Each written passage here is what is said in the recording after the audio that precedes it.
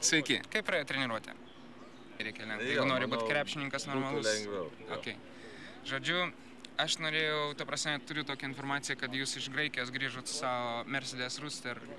Mercedeso dar neturiu, tai Kas jums yra vairavimas? didelis malonumas. Leidžia atsipalaiduoti po treniruočio, ne?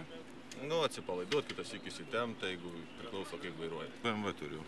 Turiu dar vieną, bet lėtesnė. Ką žinau, gal šiaip kad gera mašina. Aš telpu į jį normaliai. Yra koks nors šansas, kad jūs pasirinktumėt kokią nors tokią šeiminę mašiną, kaip kokią nors Škoda Roomster. 1,4 dizelinas, labai ekonomiška, praktiška mašina. Ekspertai žada tikrai didelę ateitį. Bet kuri mašina yra gera. Škoda Roomster. Malonus daiktas, kurį tu prižiūri, tausoji, doriai, tu jo ir, ką žinau, be jo negali gyventi. Supratau. Taigi, mėly žiūrovai, ačiū labai. Negali gyventi. Škoda Roomster.